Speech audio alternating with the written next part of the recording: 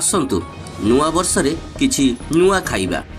नयागढ़ पुराना बसस्टाण्ड पाखे जहाँ खाइबा पई लोकंकर लागुछि भिड़। स्वाद जमती देखा भी सेमती। थरे आसिले बारंबार आसीबा पई इच्छा करिवे। अनिल बाबूंक एक नियारा विभिन्न प्रकार मैजिक मोमो स्टॉल ता पुणी टाउन उपरे।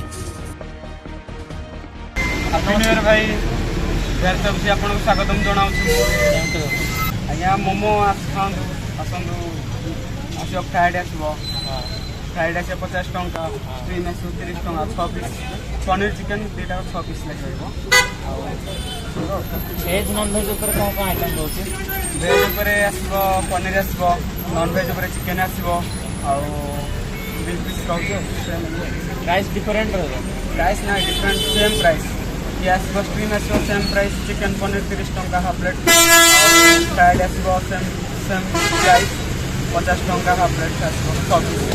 अच्छा ये स्टॉल दबार आप केते वर्ष हो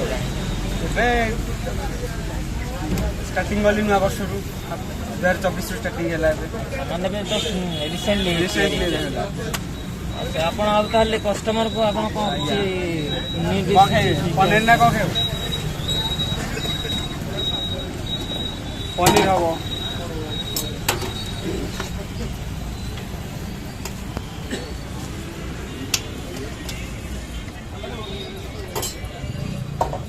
एटा कोन पनीर पनीर आज्ञा एटा पनीर हम एटा आसो चाट मसला आसो